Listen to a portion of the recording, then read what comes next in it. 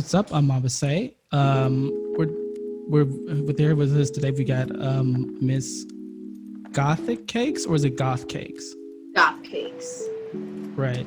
She's a public figure. She's a cosplayer, pro gamer. It would appear. Yes. And just all around spooky chick. Okay. And she's one of the only people I've gotten so far to respond to one of my fucking DMs or emails. Okay. So you guys, you be nice to her. So if you want to about yourself. All right. So I am originally from Philadelphia, but I live in Los Angeles. I am surprisingly 29 years old. Most people do not guess that right ever when they guess. Cosplaying, I'm a baby gamer. So yes, be nice to me. I don't know. He said pretty much everything. Spooky queen. I am also a proud sex worker. I like games. I like makeup. I like movies. I'm like a regular human being. So I'm pretty chill person. Yeah. That's awesome. Okay. And let me see. Prepare some questions. All right. So you say you're a baby gamer, right? So I'm not sure if this would make any sense. Do you have a favorite game as of yet? Well, most of my favorite games were the games that I played as a kid, were like Mortal Kombat and Street Fighters, and I didn't really play Resident Evil because it was kind of too scary for me as a kid, but those are like things that I'm going to start playing again. I actually finished part 1 of story mode of Mortal Kombat, so I will be dedicating September to like gaming and anime and cosplay, like strictly. I'm going to be hibernating. Nice. Yeah, it's kind of weird with that. You said like Resident Evil was scary. I was like 6. It was also like, yeah, it was scary to me. Zombies were scary to me. A lot of things were scary to me when I was a kid that I have a huge love for now that I'm an adult, and I have a lot more logic to things. That's weird. I think you're like the second or third, I guess I would say gothic or alternative person who said that they used to be scared of horror themed things, and then they grew up to be like a person who scares people when they walk down the street. That's always a good meme whenever I hear it. I still don't understand it. It's like, man, spiders used to be so gross, dude. Oh, spiders are still gross. I still don't like those. I still don't like spiders. That'll never be a thing. I'll never be like, oh my God, I love spiders. I don't watch spider horror films. I will never play spider games. No, thank you. Those are still scary to me. But like, I have an appreciation for special effects and makeup for horror than I did when I was younger. Now that I'm like, you know, the logic of it not being real and the work that goes into actually making these things look so real. Now I can enjoy it on aspect as an artist and actually somebody who's not gonna, you know, have nightmares as a 6-year-old. Okay, so you said no spider games. So does that mean no Spider-Man as well, or? I love Spider-Man. That's different. He's not like he's Spider-Man. He's still a man who's a man, but he has spider qualities, but he's not like an actual spider. So I love Spider-Man. But if he looked like a spider, I probably would. Like a human large spider, I would be extremely afraid. I would like that. That's actually a thing from the comics. He somehow, I don't know, some stupid shit happens with his blood and then he turns into an actual spider thing. They call it the man spider. It's super scary. I hated it. Yeah. I don't like spiders no matter how big, how small they are. I don't like them at all. I don't want to see them. I don't really like looking at them in books. I don't like looking at them in movies. I just don't want to see them. It's cool, like, you know, they like kill bugs and whatnot. They protect us from certain things. But like, you know, you stay over here, I stay over there. As long as I don't see you, I don't gotta kill you. I just, you know, we make eye contact, it's a wrap for you. You gotta go. You gotta go. All right, okay. I feel that. I also have a severe case of arachnophobia. Always have. They're demons who are to be purged from the surface of the earth. I'm not gonna lie to you. There's no way that they're like the creepiest bug on earth. Like, and they come in all shapes, sizes, forms, colors. You know, they're just sometimes it's just too much. I can't.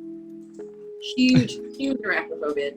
I don't even know where it came from, but I've always been afraid of spiders. It's like never. I can remember as far back as like 5 being definitely afraid of spiders. I'm like, that'll never. I don't even want to dig into that either. I'm not going to dig into why I'm afraid of spiders. I'm good. I know I don't like them, so that's it. No, I feel it. I feel it. It was I don't know. I think that's around the time I ever remember. Yeah, I've always been afraid of them. But speaking of spiders, so what's up? Who you riding with? Okay, who's your Spider-Man? Peter Parker or Miles Morales? Only because honestly, I love them both.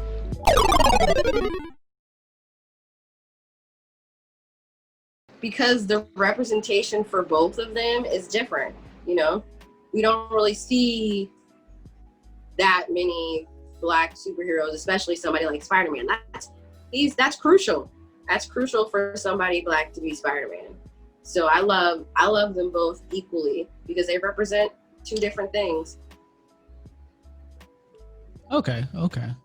Wait, so what do you think that Peter Parker represents? He's the nerdy, smart, white guy, the one that, you know, gets picked on, but then he gets the power to, you know, also be a superhero, but also still be like a regular dude who shoots for newspapers, stuff like that. He represents that for people who feel like they're Peter Parker. And then Miles, he's the cops kid. He's like, you know, the little nerd. He like doesn't know what to say. He's kind of clumsy. Like, he represents things for little Black boys who can look up to him and be like, hey, that's me too. Okay, cool. I've full cards on the table. I'm a out and out Miles stan. I have no further use for Peter Parker. I'm not gonna lie to you. I don't even care. I don't care anything about Peter anymore, unless it's in relation to Miles. I'm not gonna lie to you. I literally bought the Spider-Man PS4 game off the back that I heard that Miles Morales was gonna be in it, and that we would play as him. I was so mad. You do not play as him as Spider-Man. He don't get no spider powers till the game over. I'm mad as hell. So the game is over, so they're just gonna come out with another game when he has the powers? Because yeah, it's one of the first. It's gonna be like a launch title for the PS5. It's called Spider-Man Miles Morales. Okay, I'm like, as long as it's dumb that they make that the storyline that he doesn't get until the end, but you know, they gotta reel people in a little bit. You didn't need to do shit to me. Give me my Miles. I don't give. Bitch, it's been like 60 years. I don't care about this white man no more. I'm sick of it. Anyway, but on that same note though, do you have a favorite movie? That is such a difficult question. And it also depends on like the genre of movie. Well, movie or movies, because I know most people don't have like just one all-time like favorite movie. You know, there's like a series of ones sometimes across genre. I know I have that. So off the top of my head, I'm gonna say The Goonies because it's a super duper classic, and Goonies never say die. Clueless because I've always wanted to be Cher. I've always loved that movie, the fashion, her Jeep, Paul Rudd. Let me think. Try to think of something scary now. But I don't think I have a favorite scary movie, but I was extremely fond of Hereditary. That's probably a horror film that I would put in my top movies that I would watch again, but also still be super triggered and horrified, but also still love it at the same time. Okay, yeah, I heard a lot of good things about Hereditary. I still haven't watched it, sadly. It's so good, but it's so fucked. It's such a fucked up movie. I like that movie way better than Midsummer because it made more sense. But you know, people, it's like always the debate between Hereditary and Midsummer, and I'm like Hereditary all day. But you know, some I feel people like are. for me, Midsummer was way too long. I fell asleep. It was very long, and the thing about it is a lot of it didn't connect to each other. Like, I understand these are rituals that they were going through, but like it wasn't like they explained the ritual. It just like happened and they showed you the after effect of it and whatnot. It was just very, there was a lot of open areas where they should have given us more information about them. Yeah. Well, I guess like, I don't know. I guess to play devil's advocate, the thing there is that it's like they're a cult and they're not supposed to be rational, right? So like they have some explanations, but then a lot of it is just kind of erratic because Right. That's the point. There is no logic to them, right? Like they're crazy people out in the middle of nowhere who take advantage of a young girl who's going through a tragedy and then kill off all her friends to isolate her so that she'll be more willing to join the cult. Which I guess is fine, but bitch, that's almost 3 hours is too long to tell me that. Wrap it up. Speed it up. We could have got to this point. What? Oh, it's like the little bracelet thing. Wait, did you make those or did you buy that from somewhere? No, it actually, this whole thing came in one outfit. So it all came together on Amazon Prime. Basically, most of my cosplays that aren't closet cosplays, I've gotten them on Amazon. I usually look up the character and then it'll bring up several different like options, and I'll just choose whatever one that I think, you know, might fit me best. And also has things that I don't have to go out and get more things in order to complete the cosplay. That's always key to purchasing a cosplay. Get as much as you possibly can from whatever you're store buying, so whatever you're making can be like very, very minimal things. Mm. So do you have like a favorite anime or manga that you're into right now? Right now, no, because it's really difficult continuing and circulating content all the time because I'm constantly making content, whether it's for my OnlyFans or for cosplay or for my TikTok and stuff like that. The use of flash photography is strictly mandatory. Do you think I look like this just so I can exist in your feeble You could sell your soul. I did, and look at me. I'm fine. Test your might.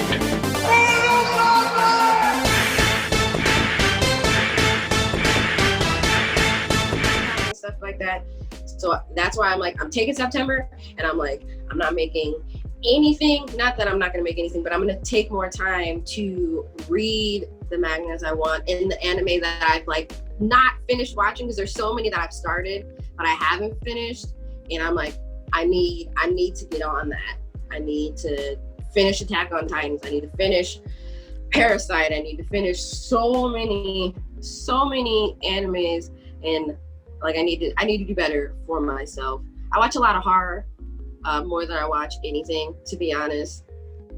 And a lot of reality TV. I'm also big on that. So those things, I can do multiple things while I watch that. But anime, I really like watching in subtitles. So I need to be focused and not touch my phone and not not promote on Twitter, not post anything. I just need to literally just be in it. You say you're big on reality TV, so what are we talking about? Basketball Wives or? Me and my girlfriend are currently watching Real Housewives of Atlanta. We're on season 9, so we watch that, and then we also watch Love After Lockup. We watch. There's a show called Smothered. That show is crazy.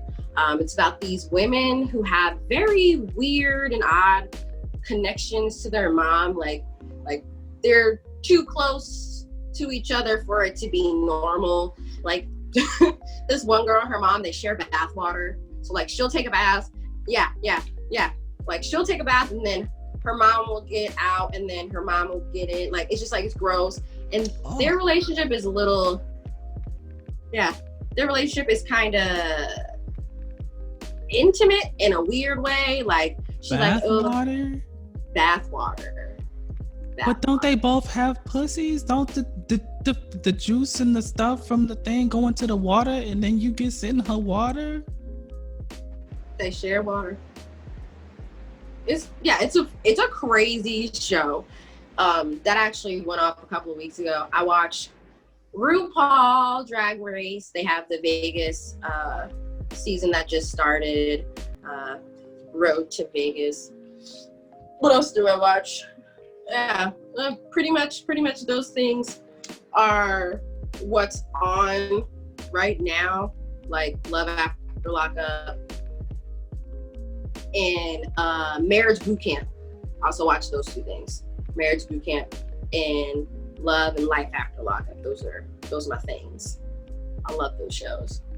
They're crazy because you wouldn't think that people are like this, or like some of them are not as smart as most people would be, and it's pretty funny to watch.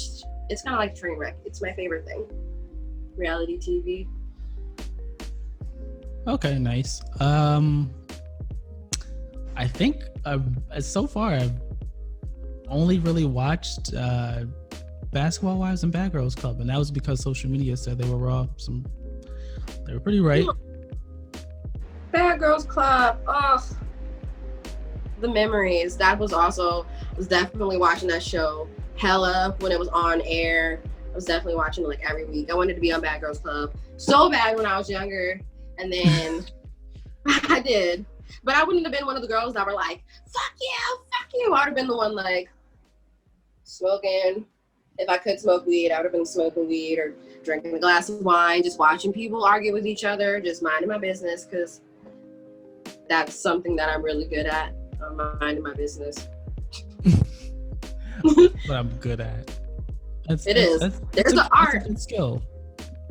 There is an art to minding your motherfucking business, and a lot of people have not even tried to take a step towards that art of minding your fucking business. But whatever. It happens. Wait, so how long have you been at this whole the cosplay thing?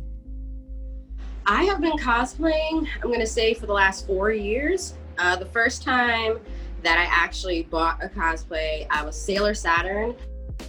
And this is when I was still living back in my hometown in Philly. I got asked by somebody who's been cosplaying for a while. She was like, oh, I'm having a Sailor Moon pop-up cafe. And, these are the Sailor Scouts that you can be. And somebody had taken one of the other Sailor Scouts that I wanted to be, and I ended up getting Saturn. And that was such a fun experience to like be there. And then like people were coming in and they were hanging out with us as Sailor Scouts and taking pictures with us. So I'm just like, it was so much fun. I was like, I love this. I've always loved the cosplay world. It's always been something that's been a part of who I am. Like my first con, I was 5. Like I have a literal Polaroid picture with somebody who was cosplaying Wolverine, and I was the happiest child alive. It was the best experience I've ever had. And I'm like really happy to be doing it more now than I was when I first started, actually trying to make a career of being a cosplayer. Like that is a goal of mine. Okay, that's awesome. I have never done it. I guess one time, almost like a year or two ago now, we dressed up as Spider-Man for the launch of the Spider-Man PS4 game. Bitch, it was hot. Oh my God, it was hot. It gets hot. It's hot. And sometimes, it can be a little bit uncomfortable being in cosplay all day sometimes, depending on, the weather. But it's so much fun. And a lot of people ask me, like, what should I cosplay as when they're like, I want to do it. I'm like, do people you love. Cosplay things that you love. And it does not have to be something that's popular. It doesn't have to be something, it also doesn't have to be an original character. You can cosplay something that you made up yourself. It's all about you bringing whatever this is to life. Like that's what cosplaying is. That's the best part about it. It's you bringing the fantasy world to the real world. You are the live action version of Chun-Li. You are the live action version of Batman. You are the live action version of Spider-Man at this present moment. And if that's somebody that you can embody and that's somebody that you want to, then cosplay it. Like do whatever you want to do. That's the best thing about cosplay. I believe that's the best thing. Cool.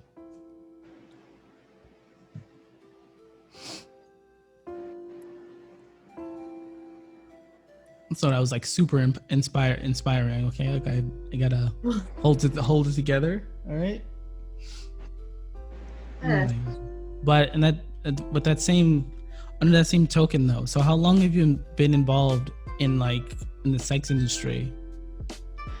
It'll be going on 2 years in December of 2020, and it's probably something that I would have never thought I was going to do, but I'm extremely happy that I've done it. Like, it made me way more appreciative of myself as an artist, because I have to record, I have to set up, I have to take down, I have to edit, I have to put these plans together to even make this content.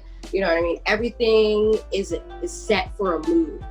And I have to figure out my angles that I like for my body. You know what I mean? It gives me time to look at myself like a piece of art. And I didn't before. I had a lot of self-esteem issues before I started sex work, but being able to look at yourself, your nude body, in a way where you're producing art, you really have to look at yourself like, wow, I love this angle of myself, and this and that and this and that. And I've learned to love myself way more than I ever thought I could doing something like that.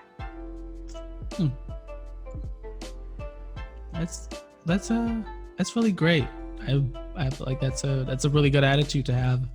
So far, just a full disclosure, me and my partner are, I guess, somewhat involved. It's more so their thing than it is mine. I just play support on most things, right? Like editing things, photo, lighting, etc. It's become more so like a relationship of like just looking at it in the same way with like anyone would like YouTube content or anything like that, right? More so thinking about marketability as opposed to, you know, I don't know, I guess with like an artistic vision, which I guess is more me than them. But like, I don't know. I feel like your outlook is probably better. It's probably better than mine. That's dope. It's nice to see and have somebody support you when you do things as a sex worker, especially if you're a woman. Like, because the type of harassment that you'll get from people is like literally like the way that people talk to you just because you're a sex worker is literally mind-boggling. But it hasn't changed from the way that men talk to me regularly in real life than they do on the internet. It's just sometimes it's a little bit worse on the internet because they're behind a phone or a laptop or whatever the fuck. But like, sometimes it can be intense. You need somebody, because it's a lot of work. People don't think it's a lot of work. It is a lot of work. I am on my phone creating content, putting out content, editing content 24/7. The minute I open my eyes to the minute I close them, I'm always working on something when it comes to making content for my OnlyFans, my MediVids, and et cetera, other platforms that sex workers use. Yeah, definitely.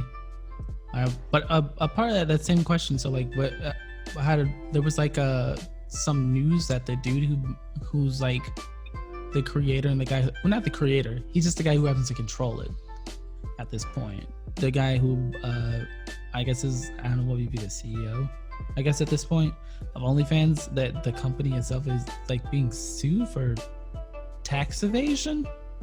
Like, so in light of that, like how do you see the future of OnlyFans going?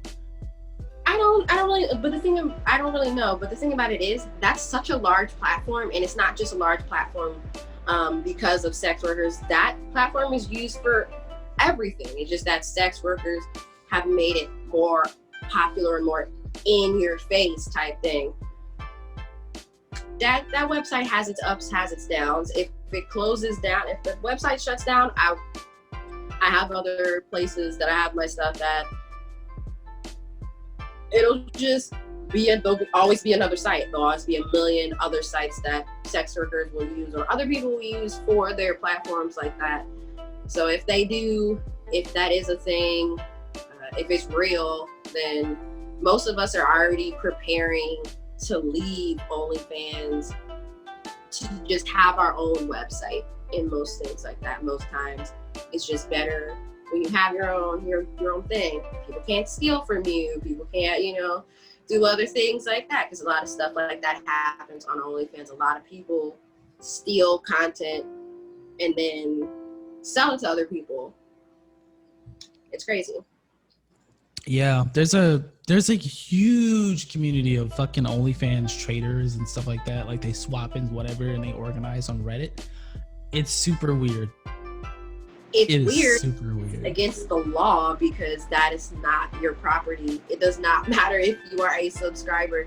You are not entitled to resell anybody else's personal videos. This is not some rando, like people who are on Reddit who do this shit. It's fucked up. Like, it's very fucked up, because this isn't just something that we're doing. This is also a job. This is also how we make money. So if you are trading all of our content to each other, how are we supposed to make money in order to create more content? It's not just like, people think it's easy cheesy because you're a girl, but it's also a lot of work that goes into it. And to have somebody steal from you and resell or show all their homeboys or whatever the fuck it is, it's not okay.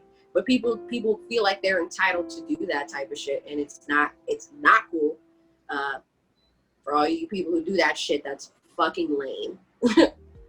Yeah, I for me, what kills me is when I fucking go to things, right? Like, cause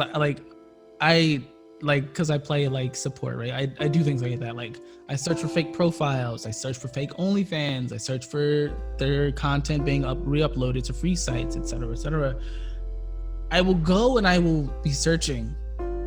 We're pretty good at being litigious about this shit, but every once in a while it'll come and I'll find it and flag it, whatever, check the comments, like, or whatever, like, or while it's up, right, I'll do something cheeky like link back to their OnlyFans in the comments, right?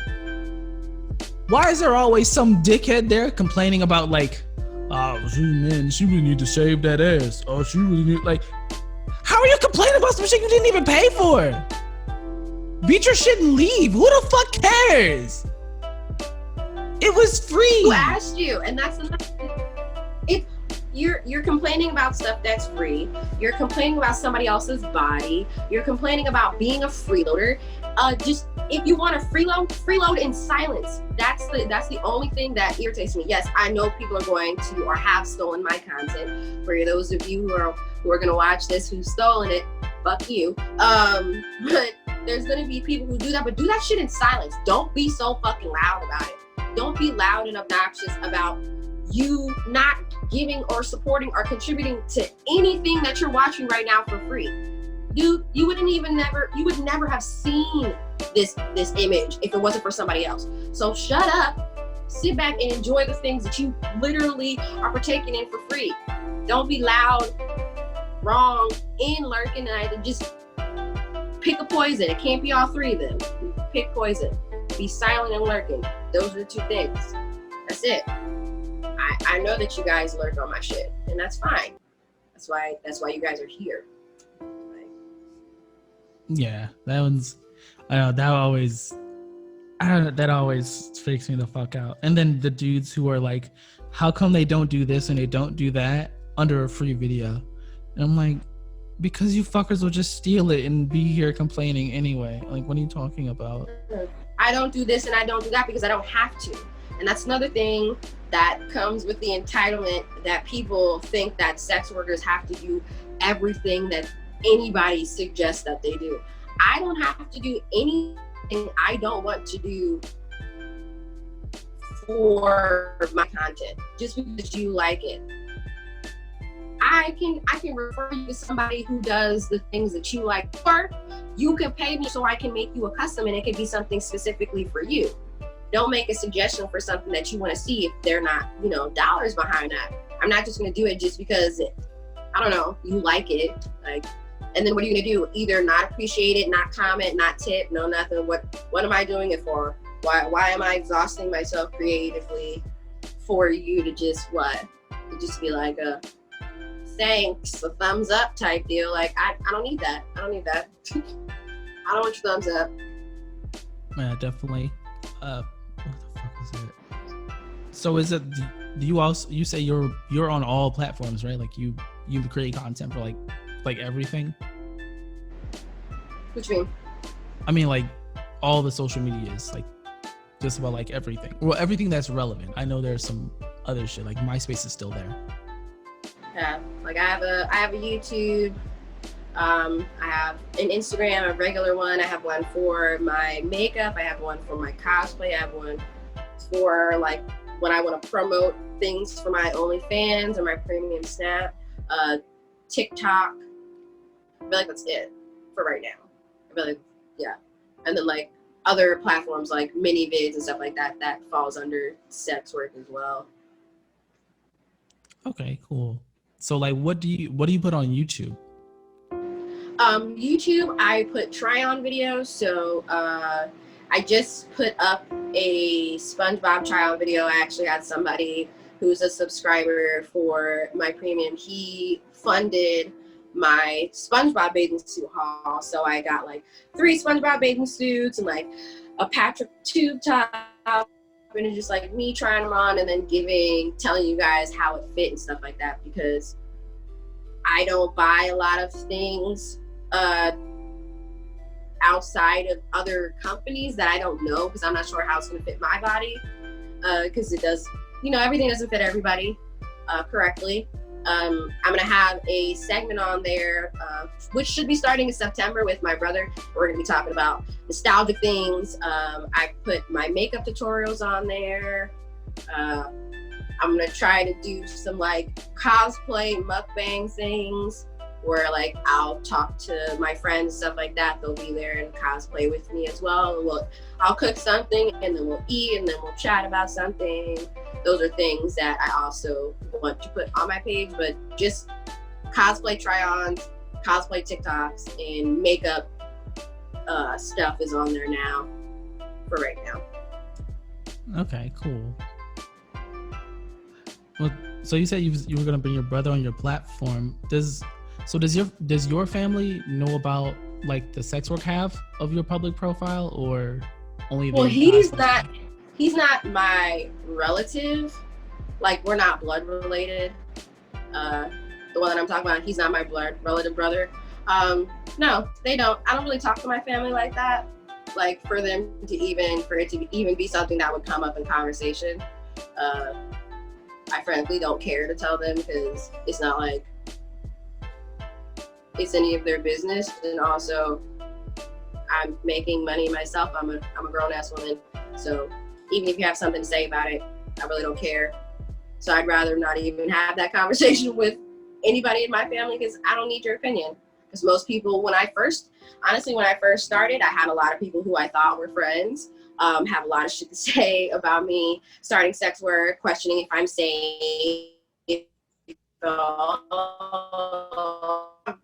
27 at this point. It's not like I'm 19, I'm 18. I was 27. So I think my, thought process was like pretty much good, and I'm pretty much set in knowing not to put myself in dangerous situations for whatever reason. I don't know. I don't know what people think about when they hear the word sex work. You know what I mean? Where does your imagination take you? Wherever it did, it made people feel like, oh, why are you doing that? Because I want to, because it's something that I feel like is a way that I can express myself, which I've never done before. This is not something that I've ever done, something that I've done my research on. I had sex worker friends before I started. I asked questions, I did my research, I figured things out that I would want to do or how I'd want it to go, and then I did it. Like, I didn't think twice about it, I just did it, because if I want to do something, I'm just going to do it. Like, there's nothing that could really stop me after I've gotten all the information and resources that I feel like I needed in order to make that happen. So is your fan base, like, is there any kind of like mounting pressure for you to like work with other content creators or like studios? There was, because when I first started, I did a couple of boy-girl scenes, but the industry is not kind to Black women. Most industries aren't kind to Black women. Most industries look at us as some type of thing that you can use and then throw away. And I wasn't trying to be that for the industry, not for any professional, not any for any amateurs. And there's a lot of misogyny, a lot of sexual harassment, a lot of physical harassment that happens in the industry that I don't want any part of. Like, I had an incident on set. It was almost a year and a half in a scene with You're breaking up a little. You were breaking up a little bit. I'm sorry. All I heard was you had a year and a half ago. Yeah, a year and a half ago was the last time I made content with somebody else. And on set, it wasn't good energy that he was giving, and he wasn't listening to my hard nose and whatnot. So I'm not trying to get into that again with anybody. I want to feel safe when I create my content. I don't want to feel as if I have to create content with some dude so that you will pay for my content. Me, as a solo content creator, I create fire ass shit by myself. I don't need somebody else for my content. And those people who felt like my solo stuff is this, that, and the third, they've left. Like, people don't bug me about that anymore, because at the end of the day, you guys don't know what it's like to be a woman on set with men in general. Like, you guys will never experience that. And it's not that you care, because you're the consumer. You don't give a fuck. You just want to bust your nut. You don't give a fuck what happens behind the scenes. You don't give a fuck how I feel when it comes to creating any of this content. You just want to see what you want to see. And I have plenty of people who I know shoot amazing boy-girl content with somebody that they love and they trust that I can send you to. So don't keep, pushing the subject because it's something that you want to see, but it has nothing to do with you. Like, you're not paying me. Nobody is paying me enough to do that again. Like, y'all not paying me enough to even want to make a comeback in that part of the industry. Like, I'm like super good on that altogether. So like on that subject, I know that there was like a really big thing towards like the early 2010s, late aughts. There was like a decent amount of veteran porn stars talking about the disparities between Black and white women in terms of payment. Are you saying that that's still very much a thing? Still very, very much a thing. Very, very, very much a thing. Most of my mutuals are Black sex workers. They're either femme, they're queer, they're trans, and we have to fight 100% harder to get a fan base than any white woman would on OnlyFans. And she could be doing absolutely nothing. She could be hanging out like this on a couch, drinking water, and men will flock and pay all that money, but let me ask for something. I'm mediocre. I don't deserve this, or why don't you give me this shit for free? Like, we have to push through so many time wasters, so many people who don't appreciate us just because we're Black. in the sex industry. And when all of the Black Lives Matter and all of the police brutality started to get crazier this year, we saw a lot of them like use us as a platform to get more followers, to get more people, because they put Black Lives Matter in their freaking bio and stuff like that. And it made me upset because a lot of the times they don't, especially if they're white women who are shooting with Black men, and the BBC and the POGs and whatever, prongs or whatever the hell, the PAWG, white girls, you know what I mean? They profit off of men and as a tool. Like, these Black men are just tools and props for you guys, and you guys aren't speaking up for us at all. We know that, and we can see that shit. And I had tweeted, I was like, if you're not using your platform to speak up on shit that's legitimately wrong, then what the fuck are you here for? You're not an ally of mine if you're not speaking up for the lives of the Black people who you love and admire and that are your friends and shit like that. And you're not saying or doing anything because you know you have the power to. You have that white privilege that I will never have. I can say and speak my mind for the things that I know are right and true, but at the end of the day, I'm still going to be a Black woman, so I'm still going to be looked at as less to certain people, you know? Right. So I remember, I'm not sure if you're aware of this person, but I think you are because I've seen you interact with them a lot. Mm-hmm. So I forget what he calls himself on Twitter. I knew him on Facebook as is it Steven or Stefan? Kind of a lighter dude, mustache, tall, heavyset guy. I forget his name. You know what I mean, right? Mm-hmm. Yeah. So he made this one mega thread all about how the POG thing and the BBC stuff is all racist as shit. What do you think? Is that racist as shit, or? Yeah, it is. Like, using that term, and I don't know, like, the way that they make things sound when it comes to labeling Black men or labeling a white woman as a fat ass white woman, it's just like, those are things that we have to deal with outside of the sex work community, because Black men look at these thick white women and they go, Black women, you guys are losing because they look like this now. So these terms coming in here makes it seem as if a woman that looks like me, I'm a short, but I'm also a very thick woman. I'm going to be looked at differently than somebody who's white, who has the same body shape because she's white. So she's more desirable to you.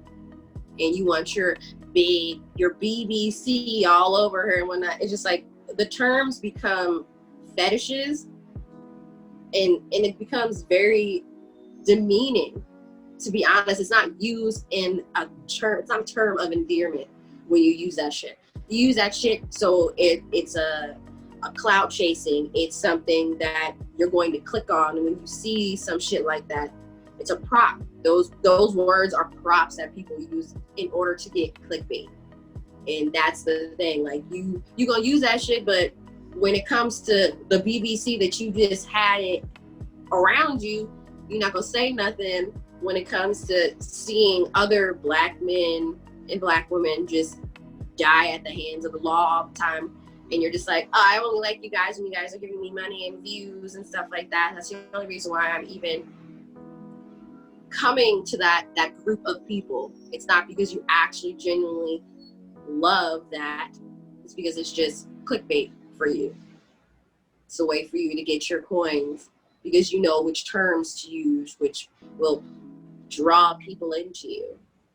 Right.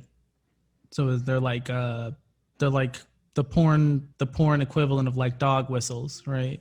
So like, yeah, it's like a little sign that says racism welcomed here, right? It's like when you see that. And there's a lot of race play that happens in the sex work community, and a lot of sites don't flag these types of things. Oh yeah, I know. ManyVids Minivids has an actual tag that the word racist is a tag on Minivids. Yeah, like just the word racist, not race play, racist. I'm like, yeah, like there's that's what I'm saying. It's like it's always we have to navigate the world as Black people extremely different than white people do in any form of the industry. Like in the cosplay community, it's every day that I don't see somebody who is one of my favorites, who's somebody who I adore, is being called a nigger or saying, oh, you shouldn't be cosplaying that because you're Black. You shouldn't be cosplaying that because you're a woman. Oh, nigga, nigger. Like, we're just, this is a fantasy world, just like sex work. This is a fantasy world that you're part of. This is what you make of it. This is not, there's not rules to this shit. This is your world. And these people on these internet people decide that they think that they can step into your world and say whatever the fuck that they want to say to you and think that it's okay because nobody says anything to them. They're usually accounts that have no face, or it's an anime profile, or it's something that's not them, that never shows who the actual monster is behind this disgusting thing that you thought was okay to say. Like, to somebody you don't know because they cosplayed somebody who also was not white. These anime characters are not white. So you shouldn't even be upset about somebody cosplaying a character that's not real and not white. Cosplay is not strictly for white people. It's not strictly for you to only be the people who can cosplay. Like, it's not a thing, but they really think it is. Like, that type of gatekeeping pisses me off because this happens so often.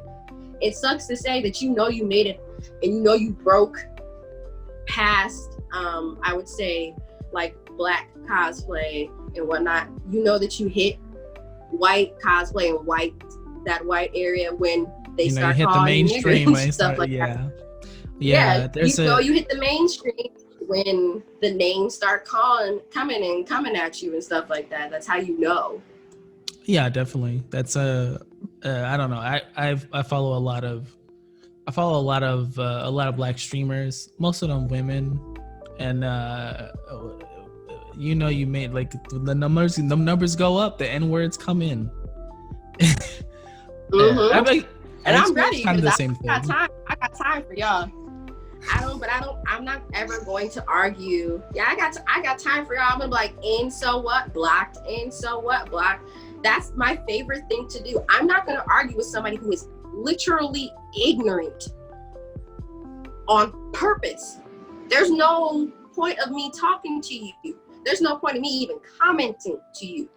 Because no matter what I say, you're gonna keep trying to go back and forth with me because that's the type of person that you are. I don't have time for that. Okay, you don't like my stuff. Cool, I'll block you so you never see it again. And if you make another profile to watch my stuff, then something is literally wrong with you.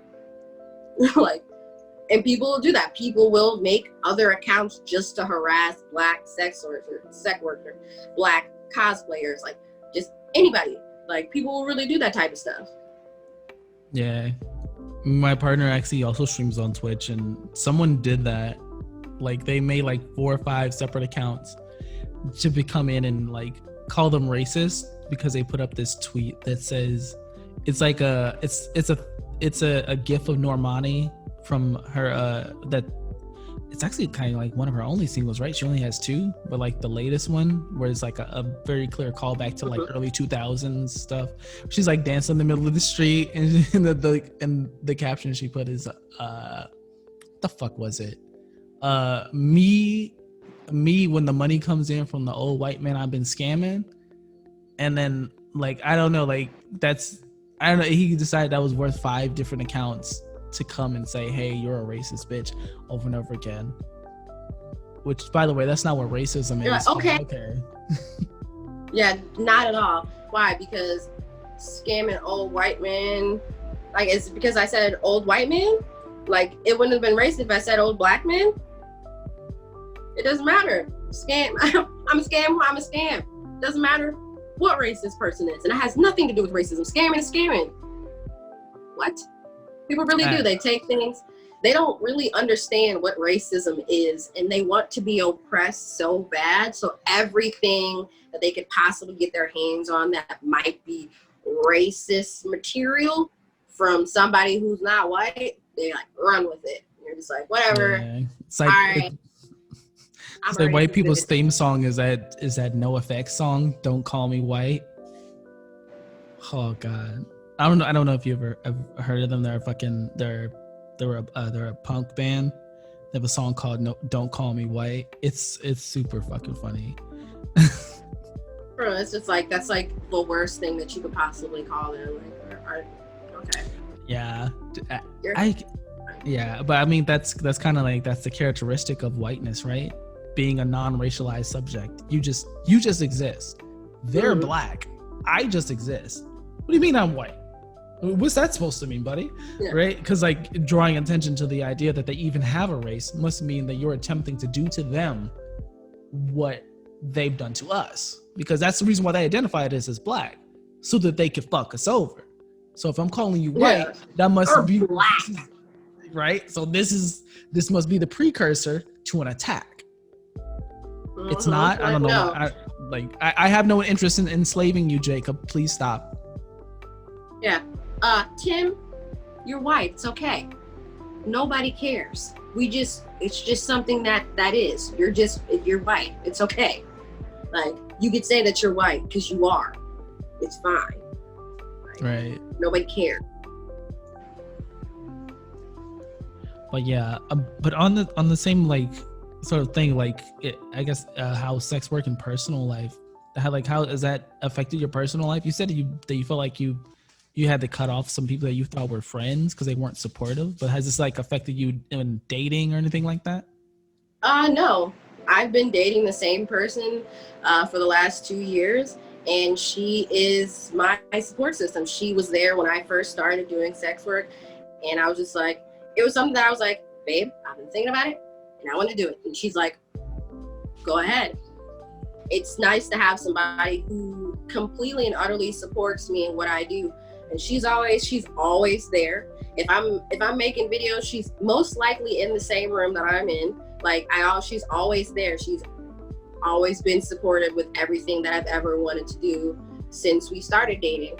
Like, that's never, me being a sex worker and wanting to do sex work has never been an issue. I know that if I had tried to do this with anybody else that I dated, yeah, it would definitely be an issue, because you have to be somebody who's strong enough and understand that this is a job. This is something that I do. But these people don't have any type of importance to me in the aspect where I'm gonna let it ruin like my relationship. You know what I mean? Like, I'm not going to.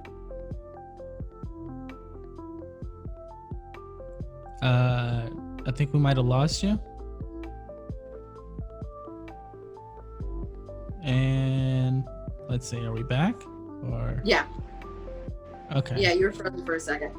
Yeah, you too. What did you hear last? I hear last that this is not a thing. These people don't have an importance to me, and that's not something I'm gonna let. And then that was it. Yeah, I'm not gonna let that affect my relationship, because this is, like I said, it's a fantasy world that I've. And it did it again. Like, you know, I'm still Goth Cakez all the time. I'm always me, but that does come to a close when I'm just being with my girlfriend. You know what I mean? Like, and that's the thing. I am still a human outside of shaking my ass and, you know, doing other shit like that I do. Yeah. I do have a life. I do have a love life. No, I don't involve my girlfriend in my content, because that's not something that I feel needs to happen. Because also, you niggas don't deserve that shit. Like, you don't deserve to be in that part of intimacy that I have with my girlfriend just because she's there. Like, why don't you use her? Because she's the supporter does not mean that she's a sex worker as well. She is just somebody who supports my sex work. It's my sex work, not ours, mine. I just tell people I have a girlfriend so you don't get yourself all up in a bunch saying that anything is anything, because they will. No. When I'm on the clock, Cakez is the prima dom, a bratty dom. When Cakez is off the clock, she is a married woman. Like, so you know, it's not gonna change. She's always gonna be here, y'all. And the people who are like, oh, I want to be with you, you couldn't even handle being with somebody who's a sex worker for real, if that was a chance that I was going to give you, because I can't know somebody else looking at their boyfriend or their significant other, because that's a lot. That's a lot to know. The world is literally looking at the person that you're with. A lot of people can't handle that. And in regards to that, when you say people can't handle that, I tend to, at least the conclusion that I've come to, and I guess also I would say with my partner, I think I've said that like so many times this entire thing, right? But like the reason is not like that people can't handle it, right? Like there are some people who may have just limits, but I think it seems to be that this seems to be a very much so a problem of masculinity, it would seem, because there are plenty of some of your biggest, most well-known male sex workers are fucking married. Yes, and that's the thing. People don't understand that, and that's what I'm saying. Like, they can't handle it not being about them. They can't handle it being something. You have to be a selfless person if you are supporting somebody who is a sex worker. You can't have your jealousy or your misogyny or, you know, your controllingness. You can't have any of those things, because those are the things that are going to stop you from really supporting your significant other. That's how you can't handle it, because you personally, whatever insecurities that you may have toward yourself, those things are going to be magnified if you have somebody who has to be a part of customer service. I am on the phone all the time, speaking to, you know, clientele, speaking to subscribers and things like that. You got to be able to have trust for yourself and for the other person. Like, that's why some people can't handle that. And it doesn't have to just be sex work. It could be if your person is a big time cosplayer, somebody who's a big time makeup artist, anything where you have, or you're a public figure, you're in the spotlight more than you would usually be. That takes a lot of strength for somebody to be with you, because especially if you are a freelance artist, you are your own boss. So sometimes you have to take a step back and do all this work, and they had to be able to be okay with that. And most people aren't okay with not having somebody's 24/7, 365 attention when you're trying to do something like build a brand. It takes a lot of work to build your brand, and they have to be able to be there for you for that. Like, even if they're not helping you edit or anything, like just being like, at the end of the day, giving me the world's hugest hug, because I've had such a fucking long day just speaking to these people on the internet, because they're like pulling out my hair. You know what I mean? You have to be able to be there for that person selflessly and unconditionally. And not a lot of people can do that in regular relationships, to be honest. It's a lot. It's a lot to unconditionally love somebody, flaws and all, with whatever they do, whenever they do it. You really have to be like on one accord. So speaking in regards to brand, do you feel in any way that, like, I feel like we've spoken this a little earlier in regards to OnlyFans, but in general, do you feel like your race impacts your reach as a cosplayer or a sex worker or just social media figure in general? Of course, because I know that the magnifying glass is going to be on me because I'm a Black woman. So no matter what I do, it's always going to be, I have to work so much harder in order for people to give me the respect that I know I deserve, because I'm a creative. Like, it happens all the time. I know that your reach is only but so much until, like I said, you break that barrier down and you become mainstream. Because once you're mainstream, that's it. when you're freelance and you're doing this stuff and you're building your brand, you have to keep pushing and pushing and pushing and pushing. So somehow something might go viral. Something might hit mainstream. Something might hit somebody who, like, you know, one of my favorite sex workers, she is an amazing dancer. Her name is Shay, Spinning Shay. And like, she posts videos all the time of her pole work. All the time. You know, a lot of people share her stuff. And then, you know, WAP came out and she did a pole routine to that, and it somehow made it to Cardi B. So she was able to retweet that, and that pushes you into an area, in a part of the internet that you haven't been in before. So like that, like it does matter when you retweet and you like people's stuff, when you share people's stuff. The algorithms are fucked up on most social medias. So if you see something and you share it, you don't know how many people that will bring to the original tweet or the original post or any of those things, because we may not run in the same circle when it comes to social media. You may be putting me on your platform and it may hit another area, because there's so many different areas in social media, because there's so many different people, there's so many different things that people like, and there's so many different things that people have passions about. It always helps when people actually share and like and repost your stuff, because it gets to more people. And I feel like that's one of the hardest things about being a Black cosplayer and a Black sex worker, is it'll be the same 5 people who I retweet me and whatnot, and then I never make it past, you know, that small area, because the people, I love when people say that they support me, but then I'm telling you ways that you can support me, like subscribing to my YouTube. Like, I understand that not a lot of people want to pay for OnlyFans, but you can also do all of these other things, because all of these other things will get me to where I need to be on another platform.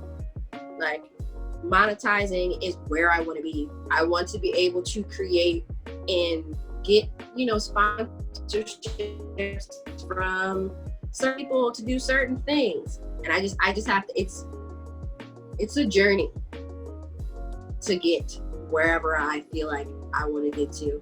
I feel like I'm making my way up, you know. This Saturday, there will be a Twitch stream with a group that I'm part of. It's called Makes and Muses. We're doing a Sims Twitch stream. So they're gonna be able to like command us to do stuff and whatnot. It's gonna be super fun. That's when I did the Chun-Li shoot. They invited me on there.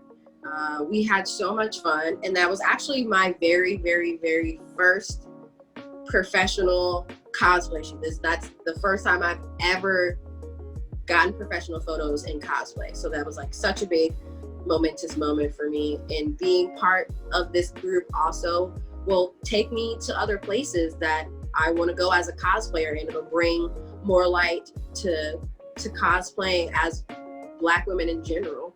And I feel like, especially those of us who aren't super duper light skinned, I want to see more trans, more non-binary, more dark skinned cosplayers, more body positive. You don't have to be super skinny. You know, I want everybody to see themselves represented in cosplay. My goal is to be able to afford to fund certain things for people who I know need it.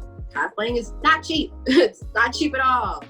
Like, and to be able to, that's what I want to do. I want to inspire people, and then I want to be able to give back, and I want to be able to start funds and start programs and, you know, teach classes and tour the world and just show children and little girls that there's literally no limit to what you can do in life.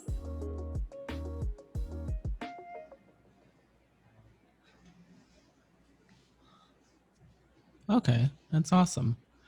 Um, I don't know. Do you?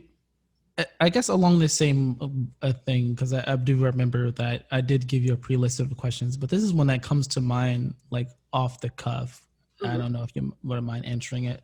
Do you do you do you fear that social media has kind of created its own kind of like body standards that everyone is attempting to aspire to, kind of homogenizing everyone's look? It has, and it's been going on for a long time. That's a huge thing that that stops a lot of people from sharing their art with the world, because there's a specific way that people want things to look, and if it doesn't look like that, it doesn't get as much love and appreciation as other things. Like, I had my first in my intro class with my first special effects student today, and we talked about that. We talked about the fact that the way that the internet has evolved over the last 10 years is crazy. The expectations for us as women has gotten worse, and the body shaming and the bashing of things have also gotten worse.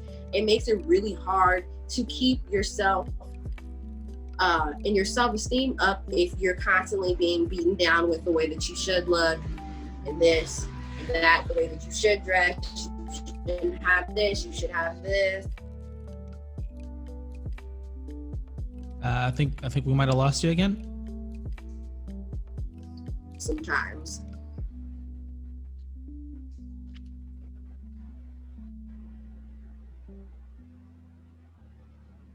All right, we kind of lost you a little bit. You said it's hard to maintain self-esteem when you're constantly being beaten down.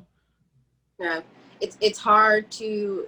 It's just tough. You're gonna open up your phone, and it's not like you don't want to follow these women who look whatever way because they're shaped that way. You know that you'll never be shaped that way, or you'll never have the money to be shaped that way, and stuff like that. It's a lot to go through to be visually beaten down all the time by what other people expect you to look like, when not everybody is built like that.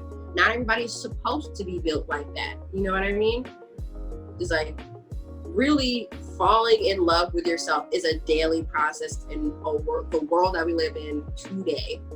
It's not easy. It's not something that's going to just be easy. It's not something that's just going to go away. It's an every day by day thing that you got to go through with yourself and loving yourself. So I don't know. I'm not sure if you were aware of the YouTube channel, and I guess in general some of the online profile, this like platform known as For Harriet. It's run by Kimberly Nicole Foster. She's a Black feminist academic, and she made this one video that I still sometimes go back to about it's called Instagram. At one point it was called Instagram is bad for Black women. Now I think it's like social media. I'm not sure. She seems to be like testing the titles to see what was more clickable. But anyway, Instagram is bad for Black women, and her central point appears to be that the things that we're describing about the newly shaped body standards that come out of places and platforms like Instagram and the likes are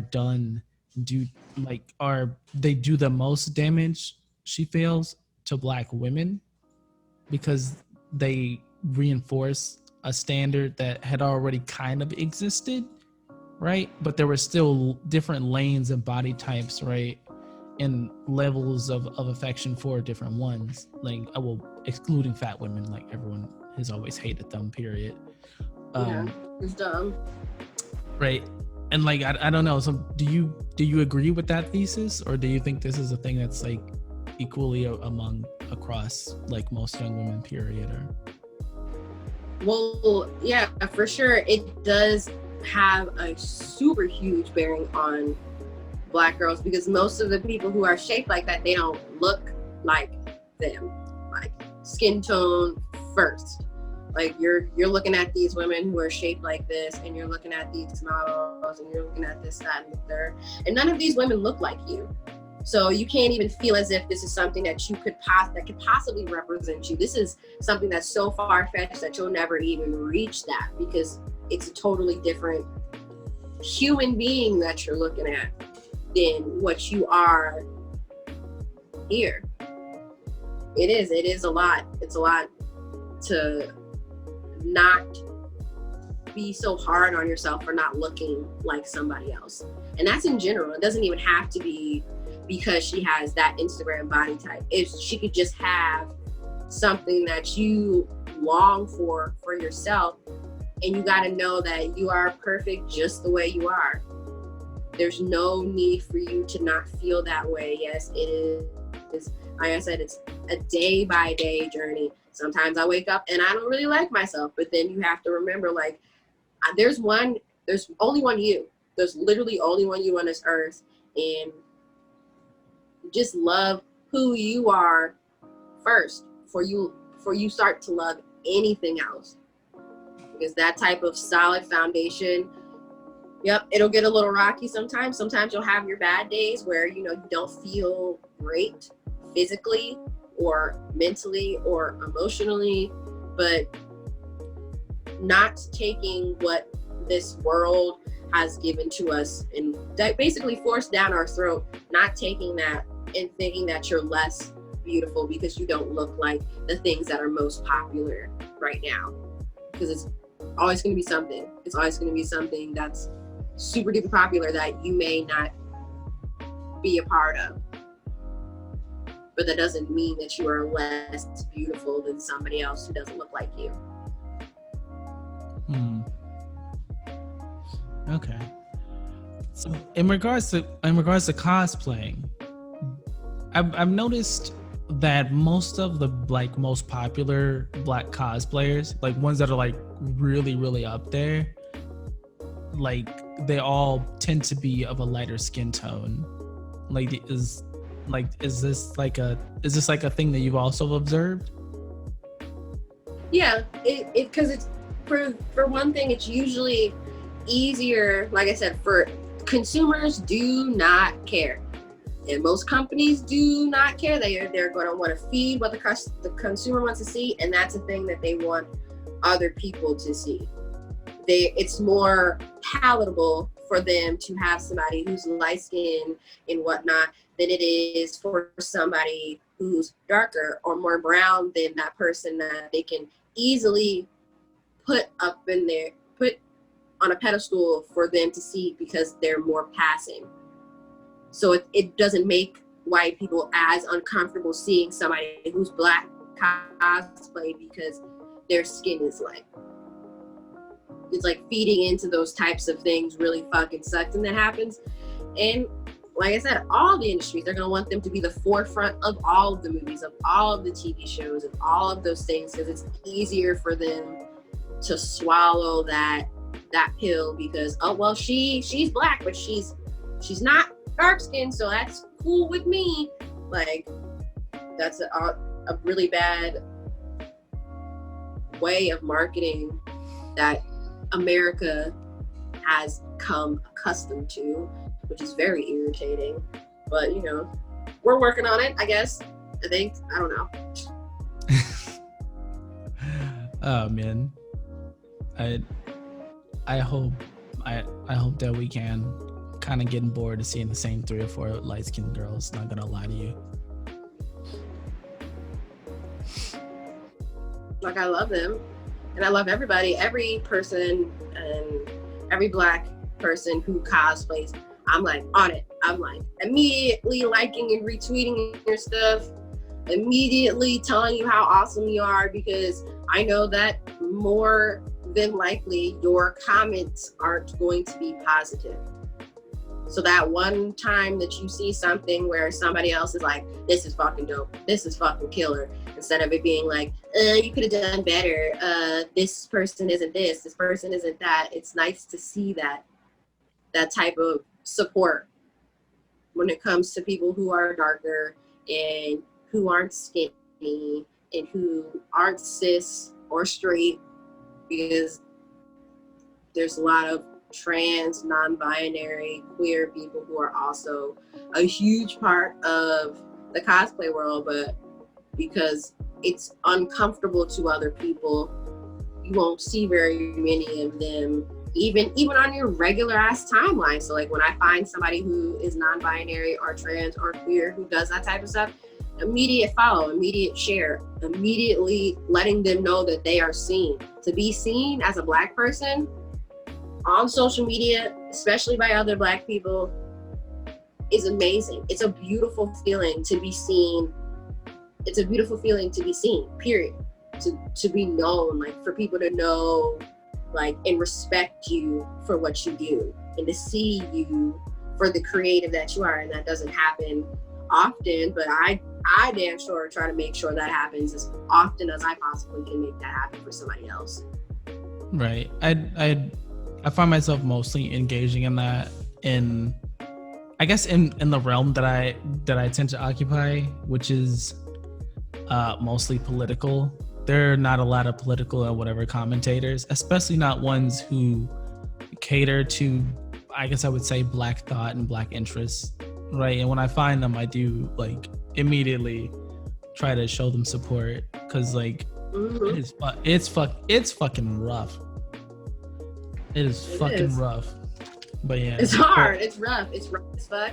And those little bit of sunshine that you get when somebody else notices you through all of the other bullshit that you deal with, that one thing pushes you forward.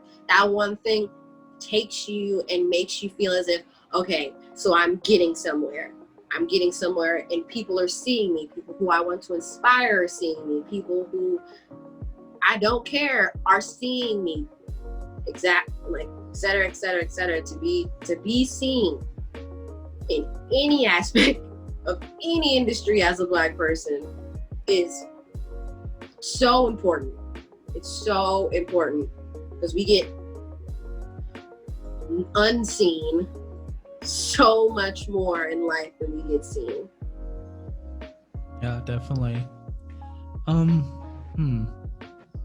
I have another question that I tend to like have asked, because like there is this one Black woman that I do follow from the political like sphere, and who's fairly radical, who I guess I could probably also be called fairly radical, but she posed a really good question actually about Black Lives Matter, and her thing said that she like quoted that someone said like these protests and BLM or all this stuff has drawn like a lot of attention and made like this part of Black plight very visible.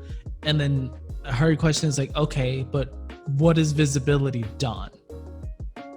And I'm like, I still like, I don't know. I'm still like, I don't know why that the question just still blows me the fuck away. I'm like, shit, what has it done? And then when you say about like being seen, it kind of makes me think about that, right? Like we get seen, like people know who we are and stuff like that. But like, you know, like what is it? Like a lot of times, what does that do? What does that translate into? And it all depends. It all depends on when those people see stuff. What do you do? What do you do when you see these types of things? What do you do when you see police brutality? What do you do when you see protesters getting gassed? What do you do? Like, what do you personally do when something like that comes into your vision? What do you do with that? Do you share that? Do you, I don't know, like it all depends on the person's eyes who see it, because it could just be something that you see and you move on with, or it could be something that you see and you, like, if you're as a fellow Black person, you see that and that makes you appreciate the people who are in your life, and you end up calling and texting those people to let them know that you love them, because it seems like it's like a day by day thing for Black people. Like, we don't know if we'll lose our lives and stuff like that. We really have to appreciate the time that we have, because who fucking knows sometimes? Like, be that visibility, it's gonna be in people's faces, but like, you know, it's only going to affect the people that will let it affect them, because we've seen shit tons of police brutality, shit tons of police beating the shit out of people who are protesters, and that has only affected the people who have allowed it to affect them. Most people are just like, oh, I've seen this before, like, you know what I mean? And they'll just go about their day. But it literally depends on the person who sees it. What are you going to do with this information that you just got? Are you going to share it, or are you going to keep pushing, or what are you going to do? Speaking of like, of seeing and kind of just be like, I've seen this before. There's something of a little bit of a debate here and there on Black Twitter in regards to these videos of seeing unarmed Black people being shot and stuff like that. It's the same, like, hey, some people are like, hey, don't retweet that shit on my fucking timeline. Don't repost this shit. I don't want to fucking see that. And other people like, no, this needs to go viral. Everyone needs to see this, etc., etc. Like, so where do you stand? I really don't like sharing it, because those things are always going to go viral. The murders of Black people are always going to go viral, which is something that fucking sucks to say, because sometimes it's too traumatic for people to see that every day. It takes a lot out of your spirit to see that shit every day, especially as a Black person. Be like, I didn't want to wake up today and see somebody else being gunned down. Like, I don't want to share that pain with somebody else. If I want to share that, then I'll write up a tweet and say, you know, give them the information that they need, and they don't always have to have the visual. You don't always have to have the visual part. Information is great if you read it. Like, you don't always have to see things for them to be something that happened. You can literally read things and just get that information that you need from it. You don't always have to see it. Sometimes it's very, very, very triggering to people. Yeah, definitely. I don't know. I guess I kind of lean on, from my thing is I probably don't want to see it, because I don't know, it feels weird. I feel like we shouldn't, like, society is already pretty okay with Black people dying. I don't think that we should let other Black people become okay with Black people dying, if that makes any sense. Because there's only so many times that you can see it before you get outrage exhausted, right? Like, you stop getting that same fire in your belly and you start going, there's another one, right? Like, even if you are still upset about it, like, it doesn't do the same thing, right? Right. I feel like as a Black person, like, what does that do to you psychologically, that the idea of your own death doesn't phase you in the same way, or doesn't register in the same way? Yeah, after a certain point, you don't want it to hit you so hard, but it does. Even if you don't do it consciously, subconsciously, you are definitely registering this in your mind. Even if consciously you aren't, and you're like, oh, another one, your brain's going, fuck. In the back of your brain, that shit is still there. It's always going to be there, no matter how many times you see it. It's never going to go away. It's never going to stop. That fire is never going to stop. You're just going to push it further back into your mind, so far back that it's in your subconscious. That way you're trying not to, I don't know, feel so much when it comes to stuff like that, which sucks. I don't want to stop feeling it. It makes my heart hurt every time I hear or see that shit, or something is trending on Twitter that is just inhuman and just mind-boggling. Like, we are living in this never-ending episode of Black Mirror, and every day we have to wake up and we see that the world is fucking, just America, pretty much, is falling apart. And all of these things, everything is fucking burning right now. And you're just sitting there like that meme, and it's like, that's fine. But in the back of your mind, you're like completely and utterly freaking the fuck out. What happens? Okay. Well, I think that we've touched on a lot of stuff. We've taken enough of your time. Okay. I know you probably have to go do what you've got to do, but before we get out of here, though, I want to ask you like one question. So like, what's a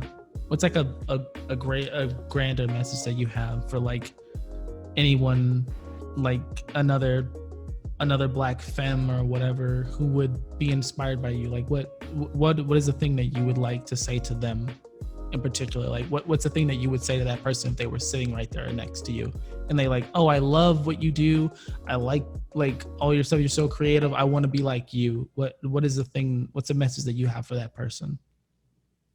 The best way to do that is just to do it. Don't do things for your heart and from your heart, things that you love.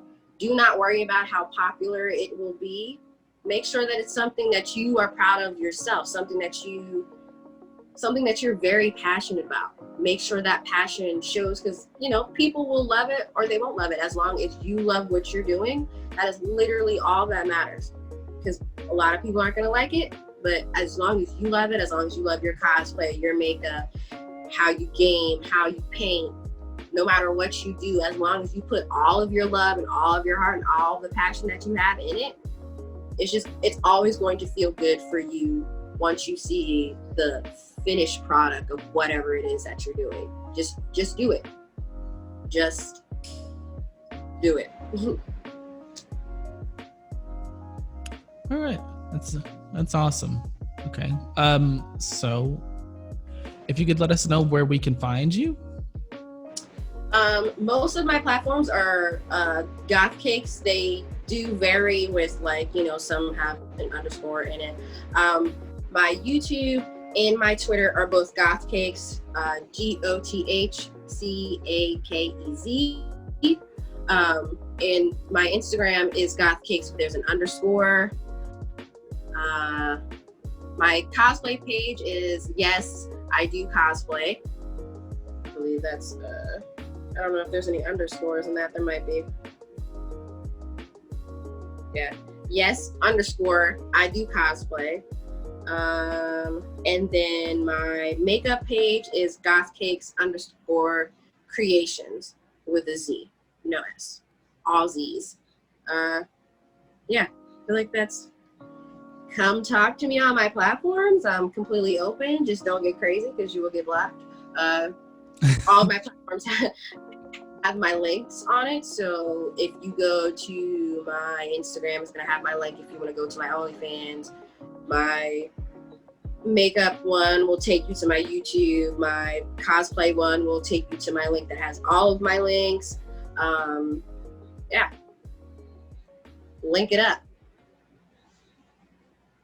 All right. Well, so that was our sit down with Goth Cakes. Please visit all her relevant links. They will be posted in the description. Also, subscribe to this channel and turn on notifications, because that's just a thing you have to do now. I promise not to spam, but you can obviously see, given the last date that something happened on this channel and when this video went up, are there's a large span of time there. I don't know. I'm not sure where we're up to now. It's a year. It's been a year. That's what that says. It's been a year. So, subscribe, turn on notifications, get a video, maybe once a year. Yeah.